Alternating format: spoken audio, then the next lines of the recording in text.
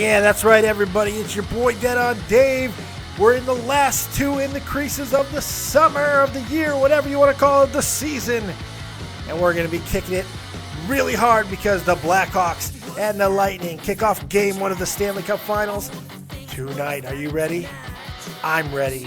Let's kick this thing off.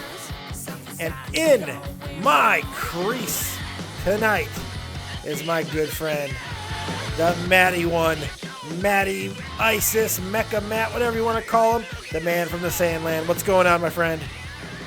Hi, I'm Mecha Matt, really excited for the game tonight, and I'm drinking this 0-calorie root beer, and it's truly horrible. Oh god, it's bad. Why would you taint something as lovely and wonderful as root beer by going 0 calorie? I don't know, there's not even any aspartame. It's just all organic, all natural. It's really bad. The hippies are killing us, I swear to God. Yeah. The hippies are killing us, Matt. Yeah. So can you feel it in the air, buddy? Can you feel it? It's that special time. I mean, I know that you don't have a team playing in the cup, but you know, it's still, can you feel it? It's special. It's magic. It's electric. I can feel it in the air right now. I'm truly excited. Two very, very fast skating teams, two very talented teams. This is going to be awesome. It really is. I expect a lot of scoring. This is about as close to Olympic-style hockey as we're going to see in a final, because these two teams are not really going to be looking for contact. They're going to be looking for open ice, lots of speed. It's going to be awesome. I'm so excited. Yeah, and over the years, I think there's been a huge debate which teams are better, the bigger ones or the faster ones. Yep. And these two teams, they're based off of speed. Yeah. And they beat Anaheim, who are hard-hitting. The Lightning beat the Rangers, who are hard-hitting. Yeah. So I'm really excited to see two skating teams. Well, see, the Lightning have played, as much as I agree with you that the Rangers are a hard-hitting team, Rangers are one of the fastest team, if not the fastest team in the league. So they've just coming off the speed thing. The Hawks are going to have to really, really, really rely on their ability to get scoring from almost anybody on the team. Getting Van Riemsdyk back is huge for the defense. I am so excited about that kid being back. He's awesome. It's just I'm jazzed up, dude. It's so exciting. Before we start really getting into the cup, I want to let everybody know we are live, and you guys can call in right now on Skype. It's at a different number. David Van Cura, well, not a number at all, a name. David Van Cura on Skype, DavidVancura. We're taking your calls. So if you want to get your voice heard, sound off about the Stanley Cup, talk about my wonderful Hawks. I'm sure nobody wants to talk about the Lightning because I don't think they have any fans. But other than that, you know, it's it. This is, oh, God, I used to feel this way about the Super Bowl. This is what the Super Bowl used to make me feel like, but it doesn't anymore. Now, the Stanley Cup makes me feel this way. For 7 games, it makes me feel this way, and I'm pumped the hell up, dude. Yeah, well, shouldn't you be used to it by now? What is it, your third time? Third time in 6 seasons, yes. And that's really kind of the first thing I wanted to bring up before we get into the matchup itself. What does it mean for the Hawks if they win? I mean, 3 cups in 6 years. I don't know if it's happened. I'm sure it did in the Montreal heyday. I'm sure it did. You guys were winning friggin' cups like they were going out of style. But is this, in the modern era, this seems almost unfathomable that a team is able to do this. The way that the league is designed now for ultra competitiveness, all the best players in the world are in the NHL.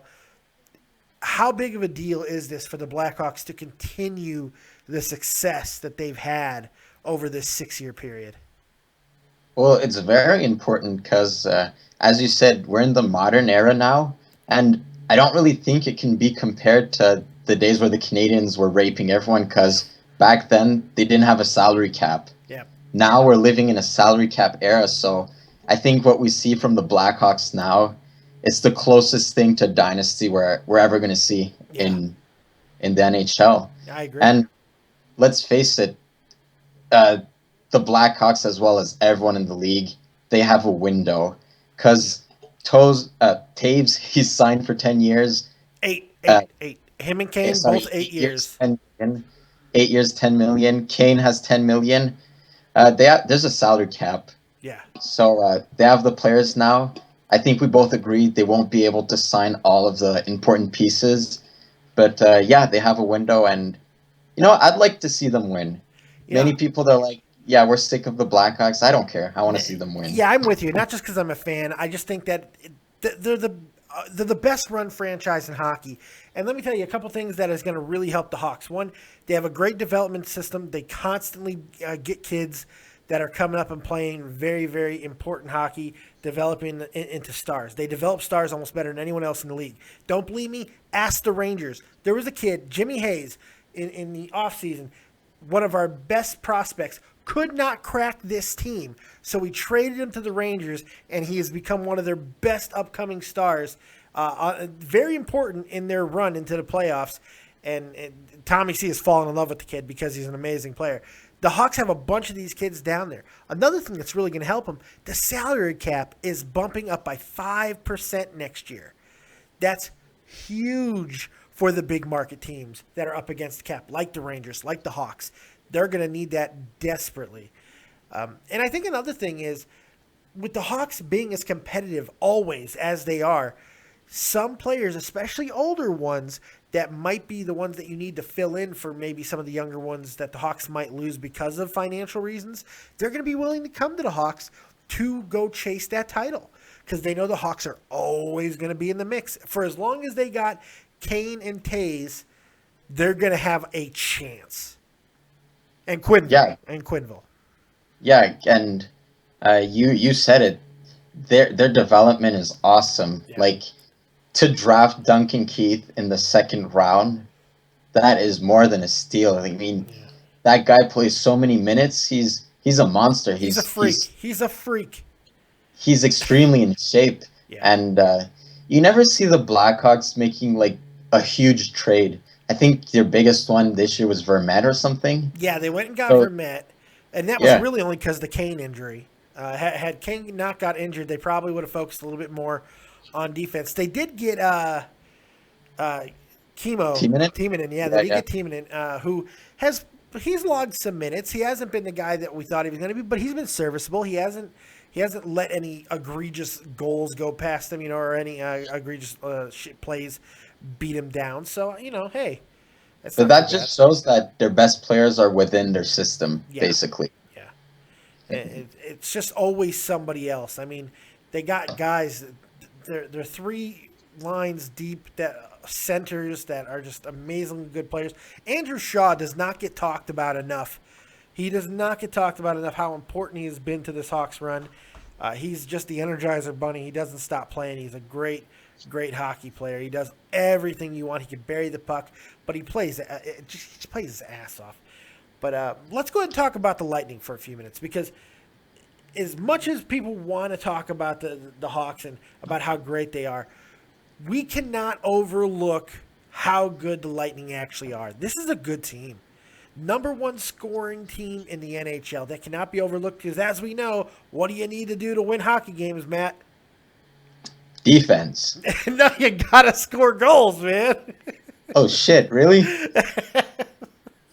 I love you. You're the best. We didn't rehearse this. That was great. Yeah, it's the most. If you can't bury the puck, you can't win. You can't win if you can't bury the puck. You can have the best goalie in the world who doesn't give up a goal ever, but if you can't score at least one, you're screwed. And what Tampa has, due to some amazing coaching by Cooper, who has just really shown the ability to make the adjustments throughout the playoffs.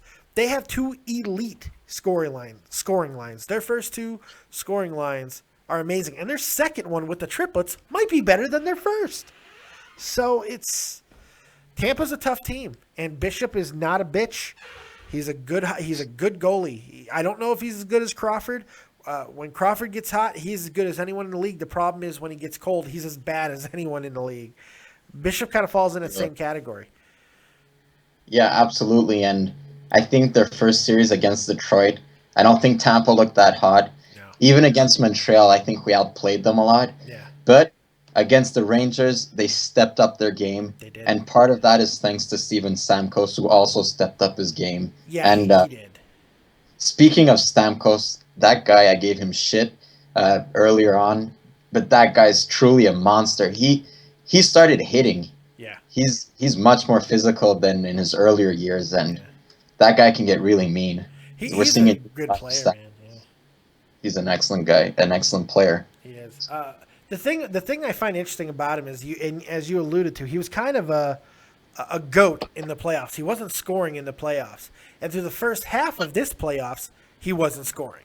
Just like his first trip to the playoffs before, he just couldn't score. Then Cooper makes this amazing freaking change that seemed unfathomable. Take him out of the center, put him on the wing, give him open ice, and he's burying the puck. He had like 6 goals in 7 games at one point in that stretch against the Rangers in the last couple of games against Montreal. It's incredible what he's been able to do. And Palat and Khrushchev and Johnson. This is a team that is just deep. They got 2 lines of elite scoring. They got enough defense to keep them in most games. The Hawks are going to be in for a fight. Yeah, absolutely. And you touched on Stamkos. I think it's pretty normal for him to go on kind of cold streaks because he's a sniper, and it's normal for those types of players to be streaky. Yeah. But the difference between Tampa than if I take, for example, Montreal, is that if Pacioretty goes cold, we have no one else on offense. Yeah. But if Stamkos goes cold, they have Palat, they have Kucherov, they have Johnson. Yes. They have so much more depth on offense, and They do.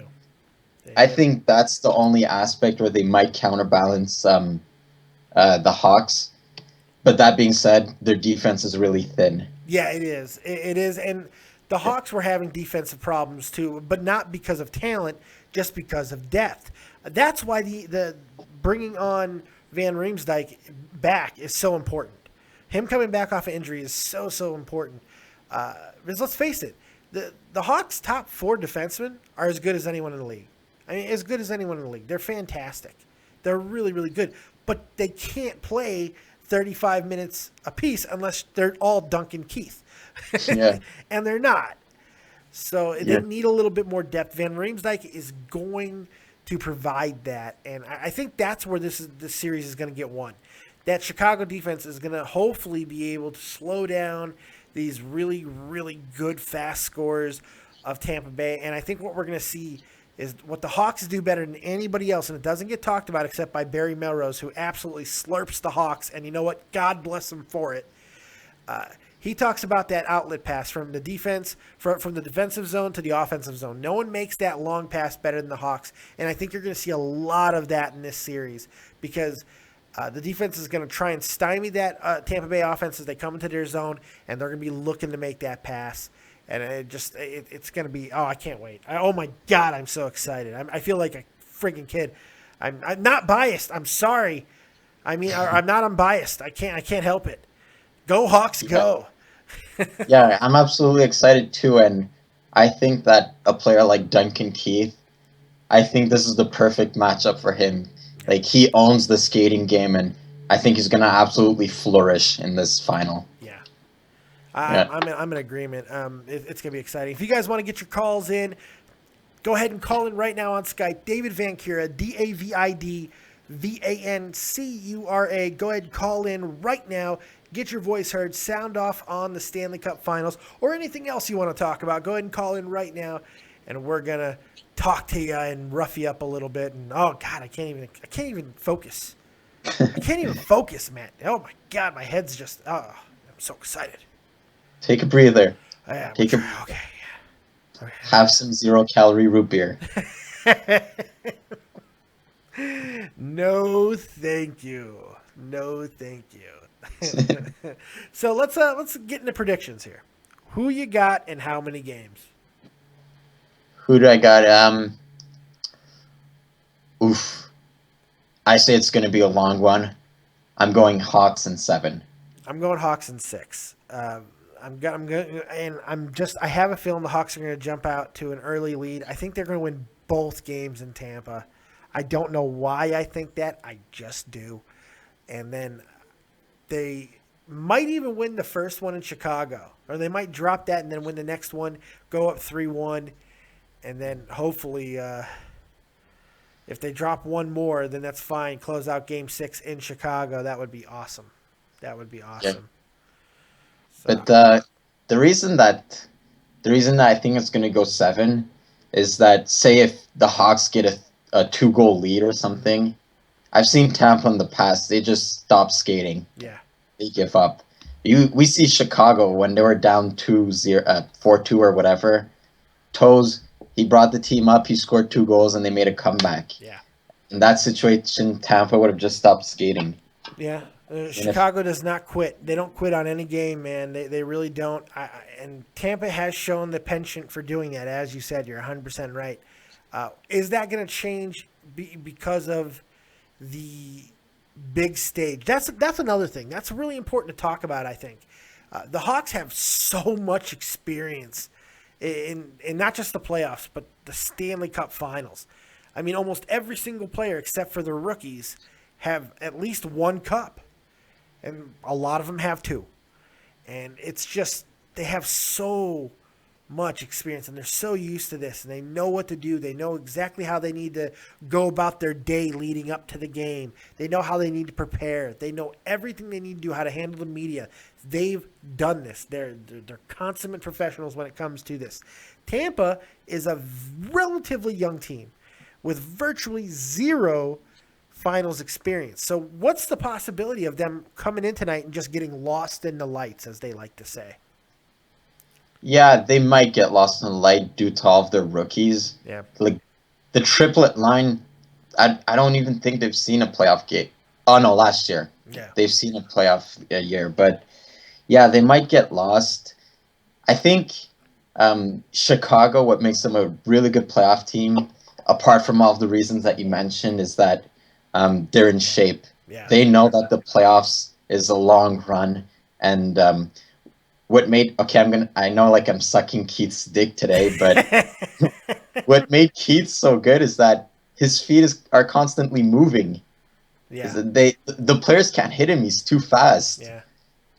Yeah, he avoids contact. Yeah, I'm not gonna lie about that. He does, but he does it effectively. You know, yeah, absolutely. It's quite crazy. I'm just, this is great. All right, let's get into a couple of the news stories since none of our loyal viewers want to call in. Remember, if you do want to call in right now on Skype.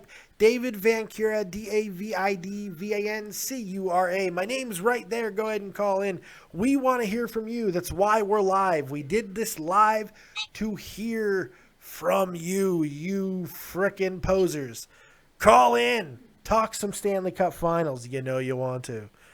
But until they do, let's talk about a few things. I know you got some Canadian news, so why don't you start with that? Yeah, Petrie signed 6 years with the Canadiens for a value of, I believe, $33 million. Oof. This is an amazing signing. Yeah. And I gave shit to Bergevin earlier on in the year for trading for Devontae Smith-Pelly. Yeah. But this is truly amazing. He was the best signing of the trade deadline. I think that much like Keith, he's a skating defenseman. His feet are constantly moving. And what the Canadiens are lacking is offense. And he will bring much, much more offense he's kind of an offensive defenseman. He's an offensive defenseman. Yeah, he's a good player. And you know what? I like this move mainly because, as you said, he was a trade deadline type guy. And he was unrestricted free agent. That means this guy could have signed with anybody, but they kept him off the market. And they locked him up for 6 years for $5.5 million per year. They did have to give him a no trade clause though, which I'm not a fan of. I hate no trade clauses. I friggin' hate them. Can't stand them. I think they need to be banned. Hate them. Hate no trade clauses. I think they're horrible. I do. It drives me nuts. I hate them. I absolutely hate them. What the hell? You can't trade me. No, screw you. I'm gonna trade you. Ugh. Yeah.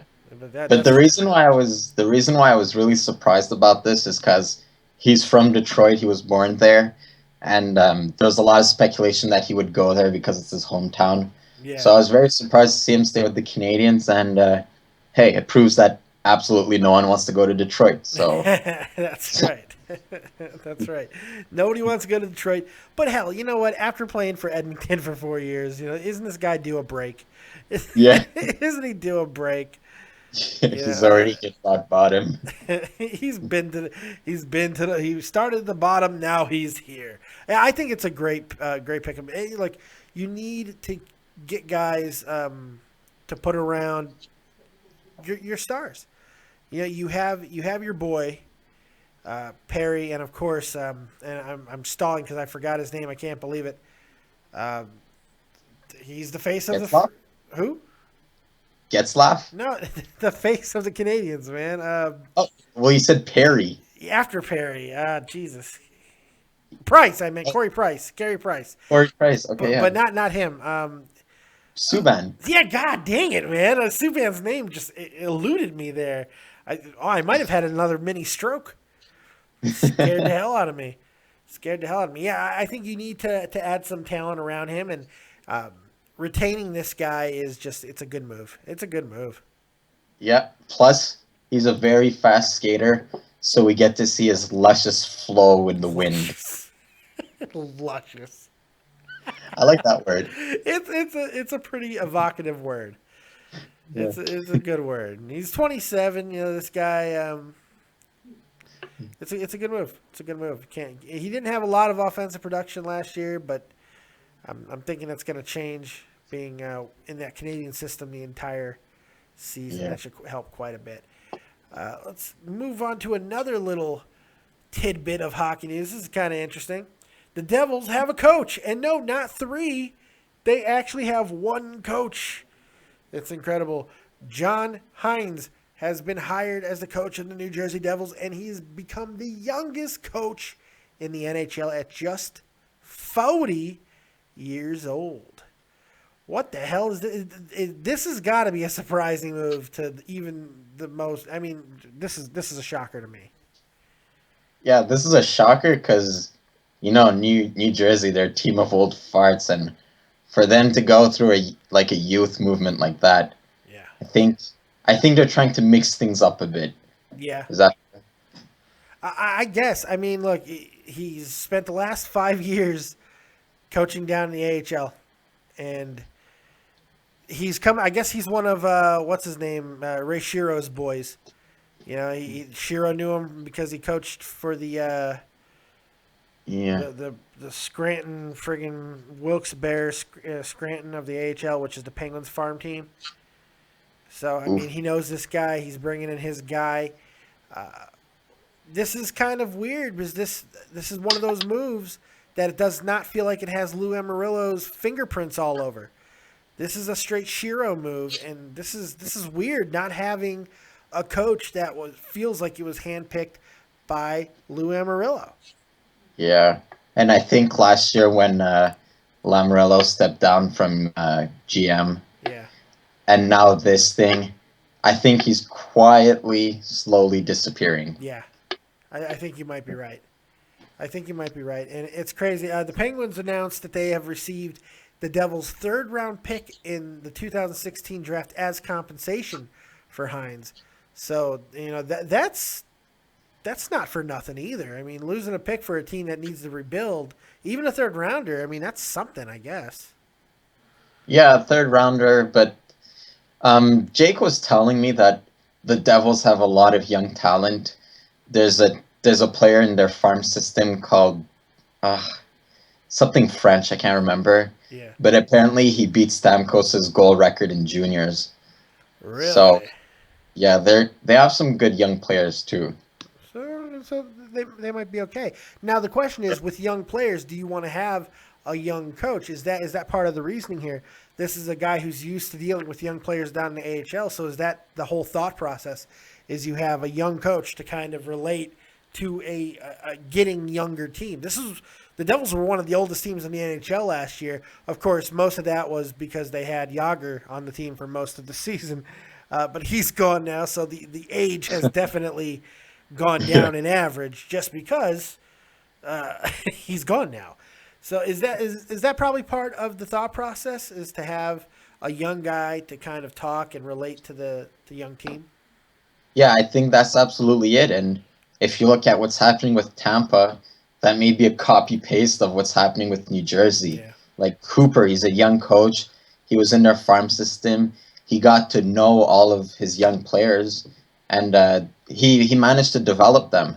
So maybe they looked at the situation in Tampa and they tried to simulate it or something. Yeah. And you know In- what? That's going to happen. Yeah, that's going to happen. yeah. When you have success, teams are going to look to go right after that same success. So that's not a big surprise. Does 5 years down the road, go ahead and look into your crystal ball here. Does this move work out for the Devils, or is this just a stopgap type of move that's going to be we're going to see a new GM and coach? Because you got to figure with the GM, even with a declining or stepping out of the picture, Amarillo, this GM making the move that he is, taking a 40-year-old head coach that doesn't have any experience in the NHL, you're kind of putting your reputation right out there. You're putting your let's face it, you're putting your dick right in the wind, and this is going to really reflect upon him. So, are either one of these guys, the GM or head coach, there in 5 years? 5 years, geez. I'm gonna say yes, just because hockey is such an unpredictable sport. Yeah. And again, if I take Tampa as an example, they went from not making the playoffs to being swept in the first round to going to the Stanley Cup final. Very true. So, Very true. the same thing could happen with the Devils if they manage to properly develop their players, and if all of the pieces fall in the right place. I think 5 years, it's kind of a stretch, but I think it's possible. Oh, wow. Okay, fair enough. A little bit of news for tonight's game. For the Hawks, both Kruger and Bickle will play tonight. Marcus Kruger, Brian Bickle will both play despite minor injuries. They're both going to be suited up for game one. That's huge for the Hawks. That's important. I don't really see any other injury news for the Lightning. Last thing, unless we get some callers here, I want to talk Call about, in, guys. Yeah, call in. We're here. We're here for you. I'll talk about Zuccarello for a moment. The extent of his injury is now really coming out. And he indeed had a fractured skull. And he could not talk for 4 days. Jesus. After taking a puck right to the friggin' dome in the opening round of this year's playoffs, he had a small skull fracture and some bleeding inside of his cranium. I mean, he almost friggin' died. Damn. That's crazy. And you know what? I would not be surprised if he is back on the ice next season. Yeah, well, he's a hockey player. He's of a course. hockey. That's right. He's a hockey player. Toughest players in all of sport. Like, each time they jump on the ice, they know that there's a possibility that something can go horribly wrong, but they still do it. Why? Because they're tough. They're hockey players. See, 5 years ago, when I wasn't a hockey fan, if I would have had a stroke, I wouldn't have been able to keep podcasting. But because I'm a hockey fan now and I learned a little bit about toughness, no stroke, even the slight minor baby one that I had, because it was not a major one, or I'd be probably still shitting on myself right now. Yeah, or when I go to school and I get bullied by French kids, normally I would have went in the corner of my room and cried in the fetal position. But now I'm a hockey player, so I can also do podcasts. I want to go beat people up for you. I just want to walk the halls and slug little French kids in the face. Yeah. I mean, seriously. Yeah. Oh, God. I want to choke them with their own scarves. I want to freaking knock the berets off their heads. I want to put out their cigarettes and spill their wine on the ground at their feet. If I hit every stereotype, I don't know. But, you know, those are the main ones, and I want to beat them up for you, man. Yeah. Just fuck Jerry Lewis loving fucks. Don't mess with my Maddie. Yeah, I wanna take one of their baguettes and beat them up with it, like it was a baseball bat or something. Just don't touch my wine. It's terrible. Well, I was playing. Go ahead. I'm sorry. Sorry, I was playing NHL online, and I absolutely obliterated this guy, and I don't know how he knew I was from Quebec, but he messaged me like, "Fucking French faggot, go back to eating cheese, you weird Frenchie." What the hell?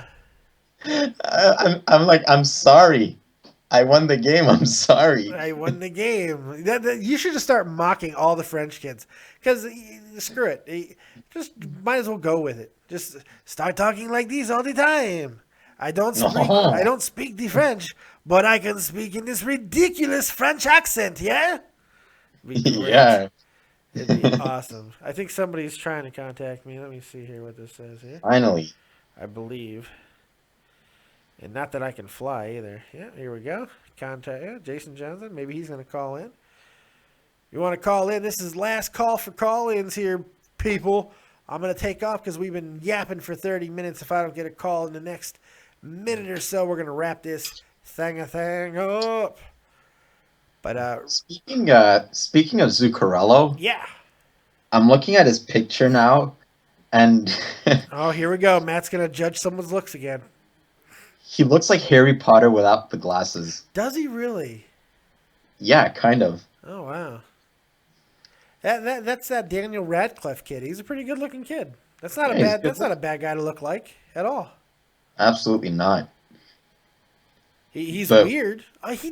Holy God, you're right. He looks like a pudgier. Like if somebody gave Harry Potter whatever the fuck Barry Bonds was taking, a fractured skull. Yeah, whatever. That's his lightning bolt scar now is the fractured skull. If they inject Zuccarello or Harry Potter with whatever the hell Barry Bonds was taking to get his gigantic friggin' steroid ass into muscly bound shape, then yes, I think that, holy crap, he does look like him. Wingardio Leviosa. Yeah, he can make the puck float. Yeah, that's right. Expelliarmus. Yes, I'm a dork. I know more than a couple Harry Potter frickin'. Tommy's just shaking his head right now. I can imagine he's on the volcano shaking his head. This fat asshole is actually spouting off Harry Potter spells. I can't believe what the hell he's doing. But that's how I roll. It's in a hockey context. It should be okay. That's right.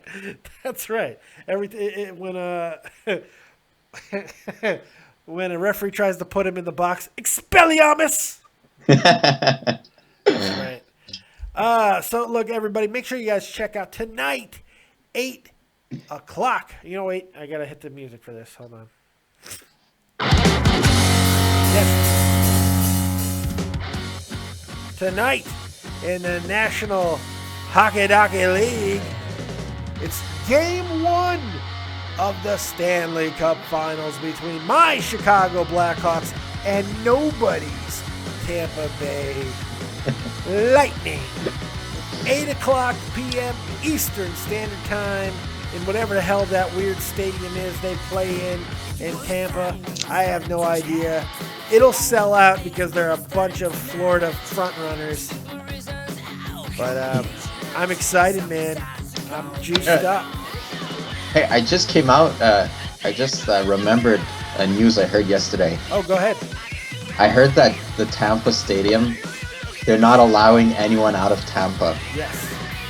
Well, in certain parts of the arena. Yeah, I don't know if that is all over the arena now, but yeah, throughout the playoffs, they have been.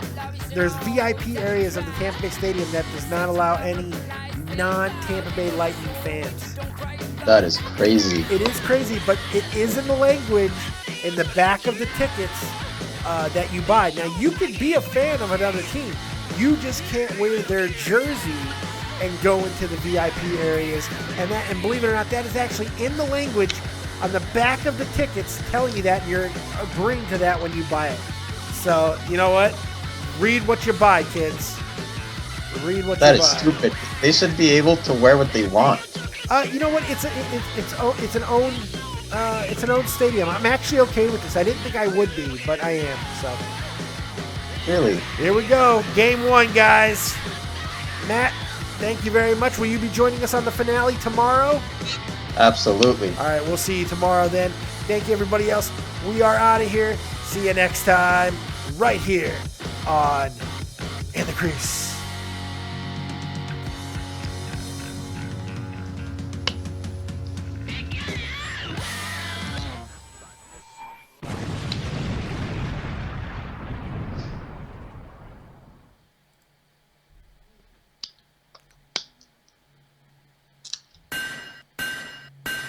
Yeah, I completely ran out of theme music. Good night, everybody.